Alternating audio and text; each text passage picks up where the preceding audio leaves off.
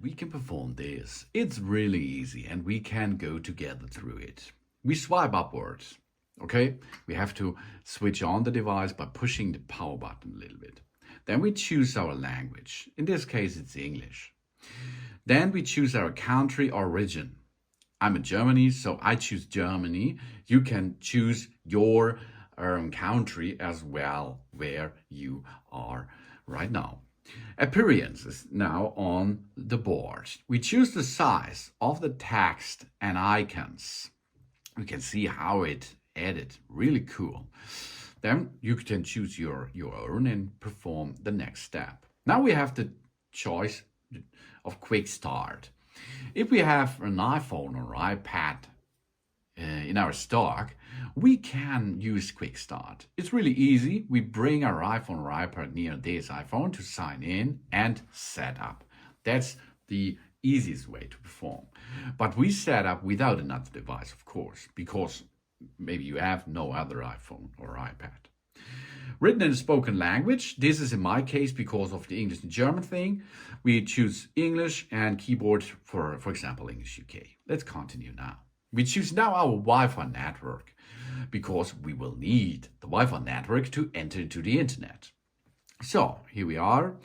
You go to your admin and ask for the password, and then you enter this password over here to enter into your Wi-Fi network. Most of the time you can find it underneath the router. If we now enter the password, we can join our Wi-Fi network.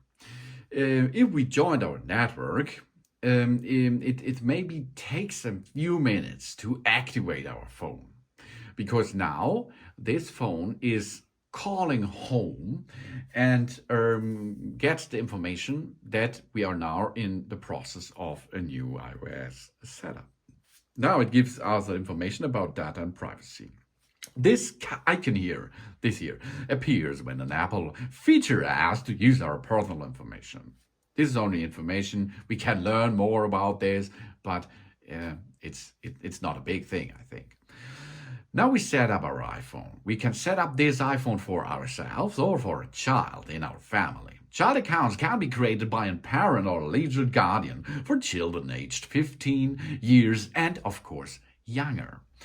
We are performing now the setup for myself, and the next step is the Face ID. The iPhone can recognize the unique three-dimensional feature of our face to unlock automatically. We use Apple Pay, make purchases, or subscribe to services from Apple with that. So continue. Now we have to set up the Face ID. First, to position our face in the camera frame, then we move our head in a circle to show all the angles of our face. Okay, let's perform this. Oh, here we are. Okay, here. Yeah. Now I have to move. Godlike. First scan is completed. The next step is, are you going to use Face ID with a mask, for example? Oh, yes, we can use it. Or we does not like the face mask. So, but if you use it, we have to make a scan again. Here we are. Oh, yeah. Okay, good. Like. Second Face ID scan. Done. But now, the phone sees that I wear glasses. So we have to remove the glasses and continue testing. Haha, here we are. Let's go. Rotate, godlike. Yeah, godlike again. I can enter into it nearly. Face ID now setup is completed, but we will need a passcode for this iPhone. We create now an iPhone passcode. The Face ID provides convenient and secure access to by recognizing our face. Occasionally, our passcode will be required for validation too. For example, if we reboot the device.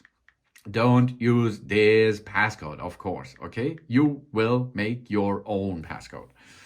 Not this passcode, please. Okay, now we created a passcode, and then we can, if we have data transferring from another area, from an iCloud backup, for example, for another iPhone, if we have one, from a Mac or a personal computer, if we have, or from Android phone. But this is only once. If you make it set up, you can transport data and apps from the Android system to this iPhone. We do not transfer anything. Now we need an Apple ID. We sign in with an email or a phone number to use the iCloud, the App Store, and other Apple devices. Okay? This is for free because this iPhone 15 Pro or Pro Max is expensive enough. So the Apple ID is for free.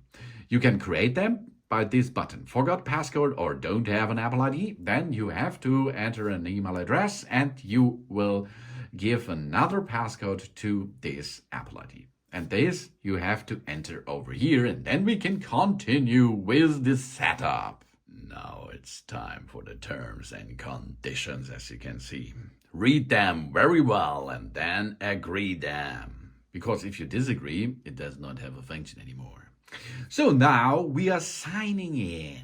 We have an Apple ID, we have a new iPhone 15 Pro or Pro Max, and we are nearly done right now. The signing in means the information will shared with the servers of Apple. Maybe in the past you have an Apple ID too, and then your data will be transferred automatically into this iPhone, of course, where it is, the app, iTunes, and so on. So we make this to our new iPhone now. Here's everything set up. We had it on our iPhone, on our last iPhone or other iPhone.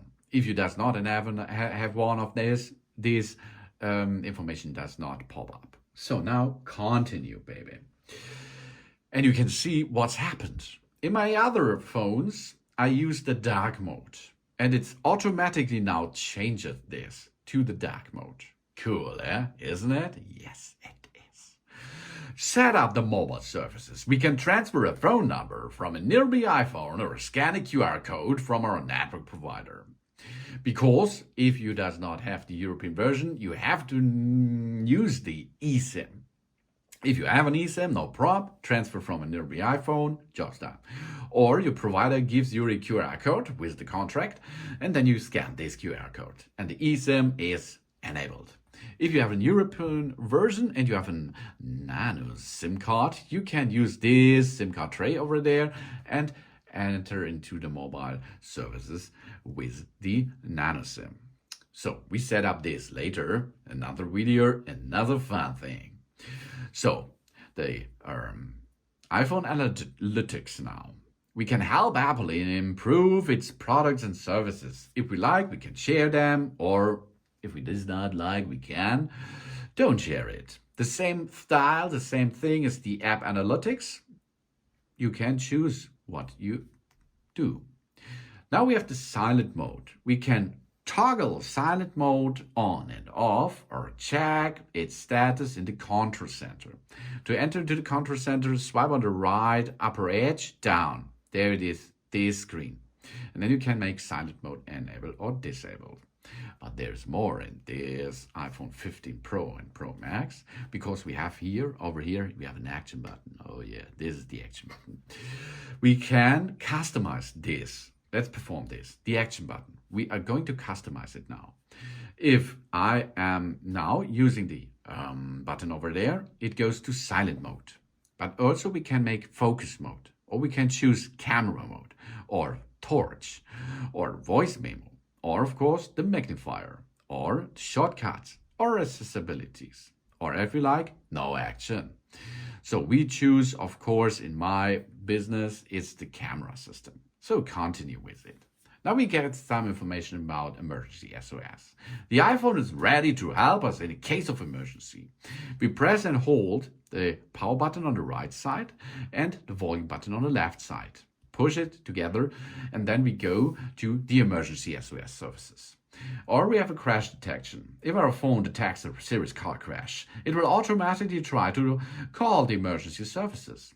And in selected countries, the emergency SOS via satellite will be enabled. Wow, that's cool. When available, the iPhone can try to text emergency services via satellite. It can connect to a mobile network. These are only informations because this is inclusive into your phone. The SOS satellite thing, in my country here, it's 2 years for free. So welcome to your new iPhone 15 Pro. Thanks for watching. Please subscribe me and give me positive feedback, and I hope to see you again on my channel. Soon.